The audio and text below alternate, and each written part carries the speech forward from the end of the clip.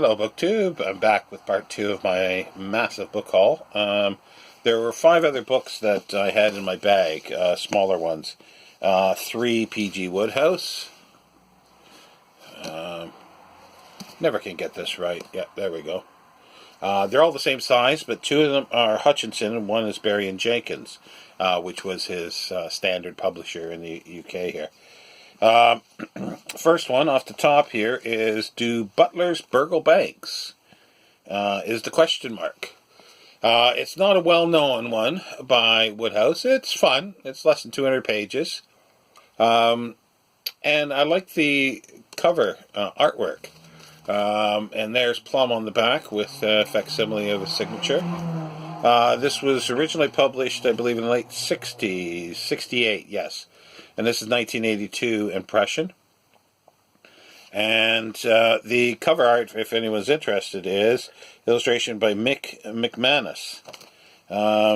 It's very just understated. I kind of like it. It's just a drawing. And I hope to actually maybe find more of these. And this one here, too, Service with a Smile. As you can see, that's the Empress of Blandings.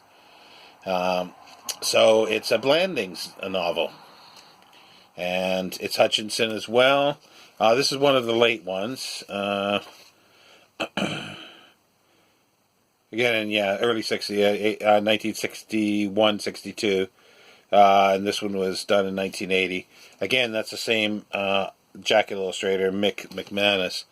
And I just, yeah, I've been looking at these since I pulled them out of my bag, and I'm going, I really like that. So I'm hoping I can actually find more of these, because they're not anything special, to be honest, but, you know, especially at 50p a piece, I'm not going to say no. But yeah, it's a good Blandings novel. It's one of his, there might be a couple after that, because there's the Sunset of Blandings that he was actually working on when he died on Valentine's Day, 1970. I want to say 75, but it could be 1974. I need to look that up. So, 74 or 75. But he was working on it in the hospital bed. And here is a Berry and Jenkins one, just plain cover, The Heart of a Goof. It's the second collection of The Oldest Member, Golf Stories. This is early, 1926 originally, and this is 1978. The printing isn't as good. It seems to be a bit smudged. Not smudged so much, but extra ink. Yeah, it's not as good as printing as the Hutchinsons for some reason. But yeah, this is a Berry and Jenkins, originally $3.95. And yeah, the golf stories are fun. But that's to add to my Wodehouse collection. And a couple other ones here. The Oxford World Classics. This is how they used to be. Nice little hardcovers. They started, I'm not sure when they fully started. I think there's about 800. Somewhere between about 750 and 900 there are in the hardcovers. They're not as big as the for a set as the Everyman Library, which was 1,000, actually over 1,200 by the time it was done, different titles. But I had hopes of getting the Everyman at one time, as I mentioned in my Everyman Library video. But there's 2 other sets that I do like, and the Oxford World Classics is one of them, the hardcovers, and get a shadow on myself as well. But yeah, and these are 2 from the 60s. With nice jackets. They're still the blue cloth. This is 601 and 591. This is the Paston Letters, which was a family in Norfolk. I think in Norfolk.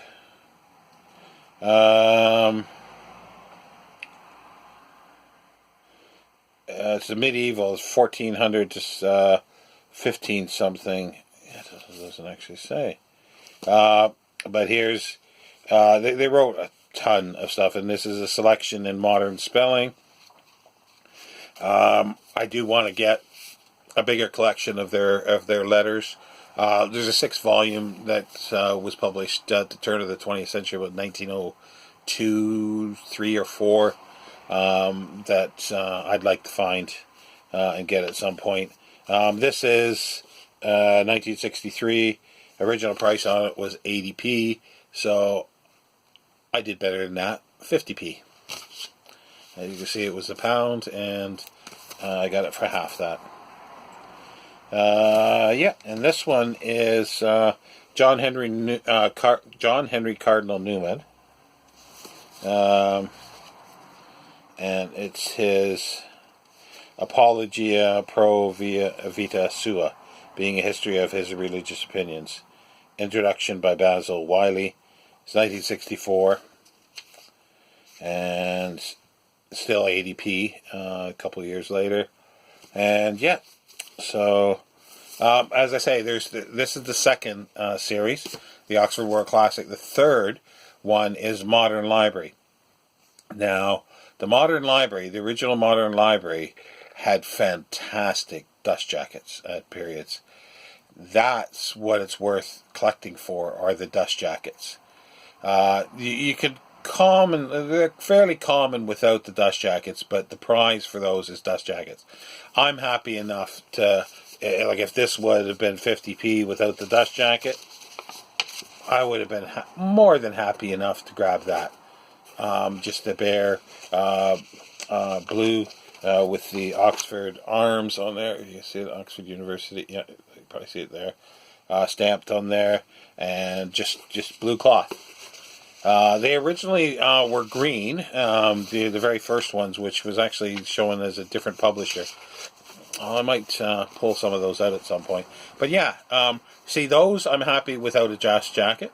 I'm happy without the Everymans without dust jackets, because I've got enough to show the style, because it never really changed. But the Modern Libraries really changed. They were very, very interesting. And they're worth collecting, and they are collectible prices for those as well. But those are 3 sets that I really, really value highly personally. There are many, many other collections, like Nilsson had their classics. There are many, many, many, many, many different collections. Anyway, let's get to the rest of my book haul here. The Folios. These were the most expensive books, the 2 sets here. I think they were £15 each, I think, because they're half. It's got C.V. Wedgwood's, basically the English Civil War. And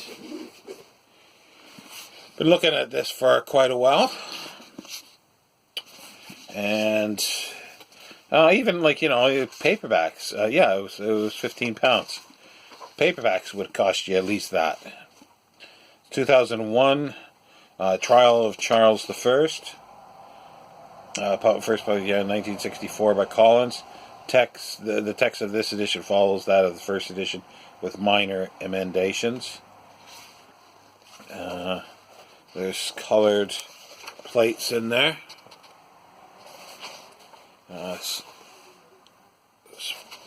Sprinkled throughout. As well as other, looks like a title page. Yeah, so that's the Trial of Charles I. This is the King's Peace. Oh, this hasn't even been opened. You can hear that. You can probably hear that. It just opens up. It's not first time to open it. Introduction by Richard Allard. It's 1637 to 1641. Again, 2001. Originally 1955.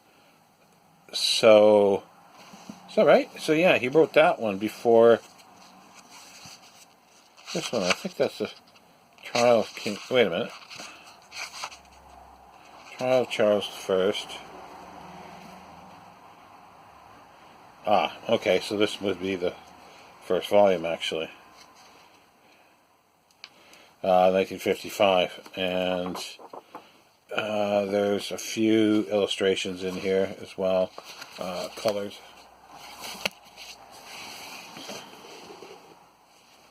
and the King's War. Again, you can hear it ache a bit. 1641 to 47. So this actually is, yeah, this would be second volume. I'm just going by years. I've actually never had this set. I've never read it. It's something that I've wanted to for quite some time. I know I've seen it. I've had actually individual volumes of the original publications in Canada. It was just, for some reason, something that I never ever got around to reading. So yeah. But for £15, twisted my arm this time. The box is in perfect condition, and they are unread, I believe. Okay. Now, before the other box set, let's go through some individual ones here. Set it there. This one's got a bit of sunning to the box. Don't really notice anything on the cloth itself. It's beautiful, decorated. This is Coleridge. This was £3. From his notebooks, letters, and poems, 1794 to 1804, selected and edited by Roger Hudson.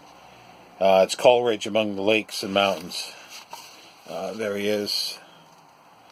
He's probably higher than a kite there in that painting. It's just it's a selection of items. Coleridge is somebody who I would dearly love to have a complete works of, his letters, his diaries, his essays, especially his poetry, you name it. Robert Holmes, I think it is, did an amazing 2-volume biography of him. And that's that one. Here's something that's quite nice and dear. This was £5, so I splurged a little bit for this. It's Wilfred Thiesler, Arabian Sands, introduced by Tim McIntosh Smith, 2005.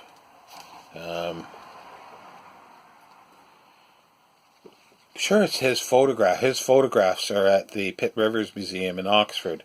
I'm 100% sure that he had thousands upon thousands of photographs, and this is his big book, The Arabian Sands. It was published 2005 Folio Society, but originally in 1959. And there's another one is The Empty Quarter. Yeah, illustration of Pitt Rivers. Yeah. So like literally thousands upon thousands of photographs are at the Pitt Rivers, and it just amazing photographs. And if anybody's interested, go to their website. You can have anything printed, any of the photographs printed. You can have it for just a cost, and you can have any of the photographs that he's done printed, which is very cool. And I saw an exhibit there 6-7 years ago, I suppose. I think it was the last time I was there. This one I'd been pondering. I knew nothing really about it. I saw it on the Folio Society website, and I thought, that looks interesting. It's Conrads Congo. And I thought, well, what is this actually? But it's his journey in August, September 1890. So it's what he based, basically, I guess, the Heart of Darkness on.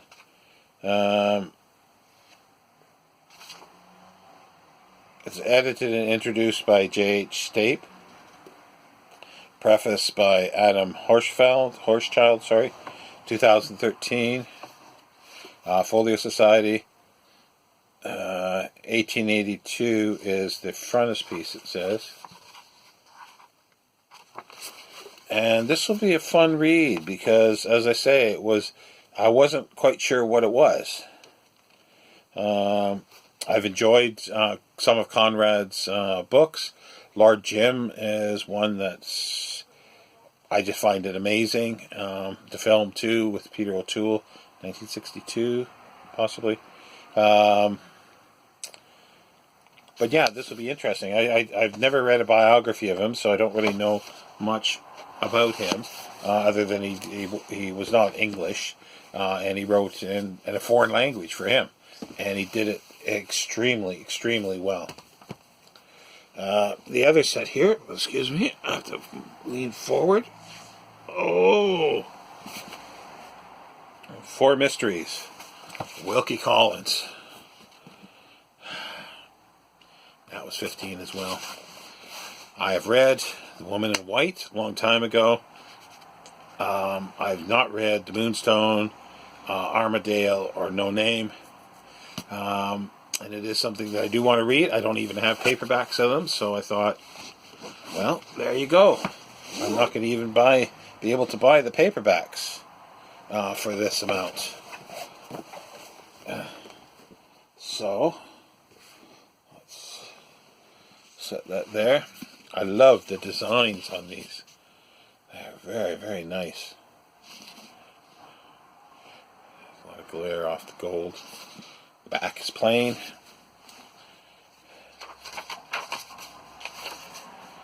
And oh, just wonderful artwork as well. That frontispiece is just gorgeous.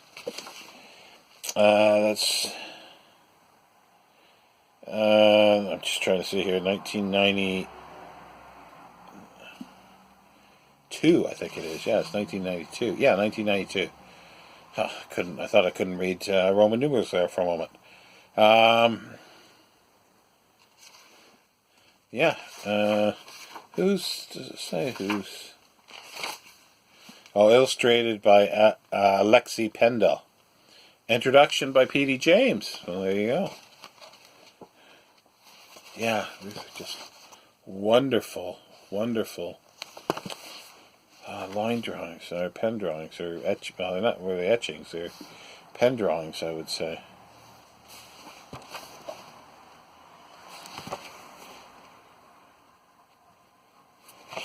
So yeah, that's the one volume. Let's see if I can get the others out slowly.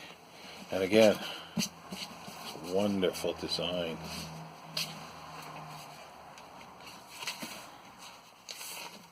Yeah, same illustrator, Lexi Pendle. This one, Armadale, is introduced by Tim Heald. Name's vaguely familiar, but doesn't ring any bells or jump to the front. Yeah, it's wonderful. That's the one thing. If anybody's not familiar with Folio Society, I urge them to, if they like good quality books that are printed on acid-free paper, sewn. They take all the time, they cloth, and they'll stain the top at times, and they've got the little ribbon across the top there. It's just cloth bound, and they're just very well made books. And yeah, I don't know, I can't praise them enough, because for what they do, they're not that expensive, especially on the secondary market, as I'm showing here. This is No Name, again, the same design, just beautiful design. Illustrated again by Alexi Pendle, introduced by Kenneth Robinson. And there's more. I have no idea what these other ones are about. I know the Moonstone and The Woman in White. I know what they're about, but these ones, you can hear that with the. See, they haven't been opened. It's the ink that's on the top, and you can just smell it. So the ink was still holding the pages a bit together. Again, like the other ones, the Civil War, the Wedgwood, had not been read before, or even opened. And here is The Woman in White. Yeah, Alexi Pendle. Oh, Ruth Rendell has done the introduction in this one. Somebody's handled this one quite a bit. There's dirty fingerprints on it, you can see. We'll have to clean that off, because that will, in time, probably stain the cloth. Because everybody has natural oils on their fingers, and that can harm a book. So let's slide these back in, and there's 2 more to go. I have made this a lot longer than I was expecting to, but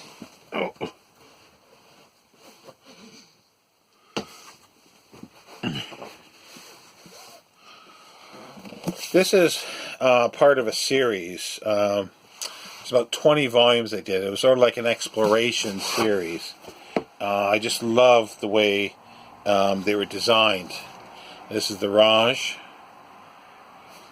I've got I got 5 or 6, actually, and it includes Burton's Nile, or Search of the Nile, and his Mecca pilgrimage.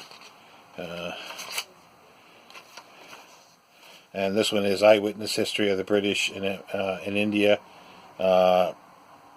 Introduction by Raleigh Trevelyan, 1999, edited by Roger Hudson. I've held off buying these because, like this one was only £4. So even at £8, it's a good price. But it's like I say, it's something just to sort of complete a collection of them, because they have beautiful spines, and that was sort of not an uninterested topic for me, but not as interesting as the sort of African and other explorations. This one is The Fatal Shore by Robert Hughes, and it's a history of the transportation of convicts to Australia, 1787 to 1868, by Robert Hughes. Again, this was a pittance. It was £4.50.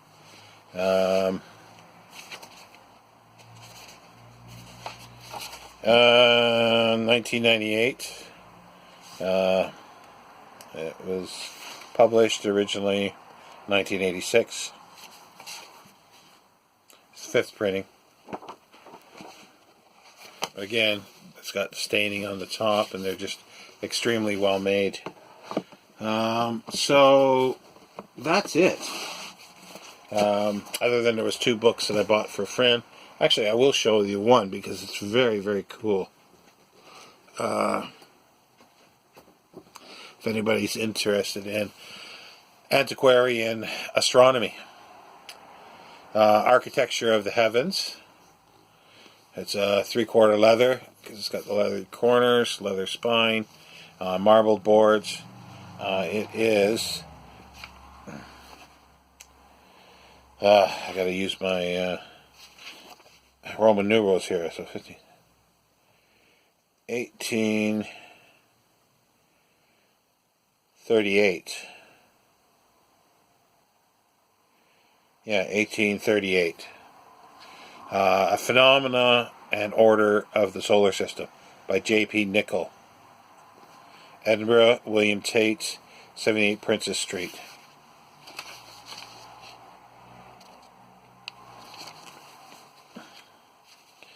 And it's quite interesting. It's got fabulous illustrations and pop-outs. These glassine things that are difficult to see. Just wonderful. Stuff that I love, but again, as Stephen Wright said, you can't have everything. Where would you put it? So I do have to limit something, and science sometimes is the limit. I do have a few things, but I try to keep them to a minimum. And then you've got nice fold-outs, again with the onion skin paper. That's sun.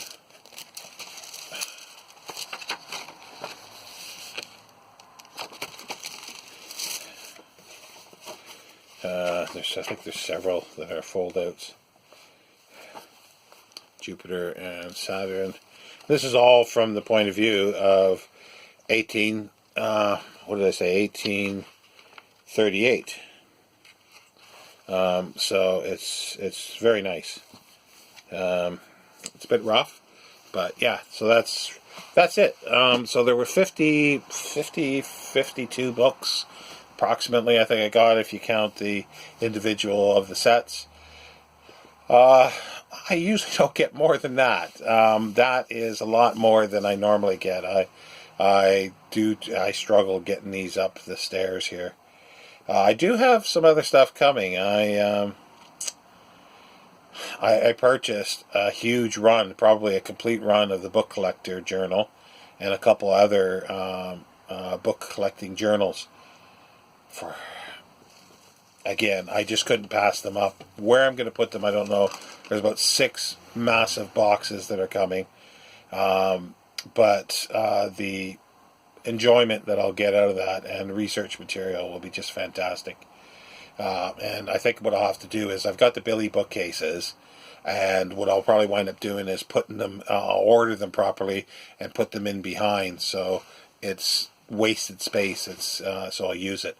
And I think I better get going. I do have, David Murphy has tagged me into a tag, which looks a bit interesting, but I think I might have to think a little bit for the answers.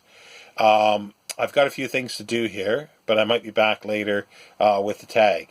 But here's another long video, part 2 of my book haul. I hope you enjoyed it, book 2. Thank you. Bye.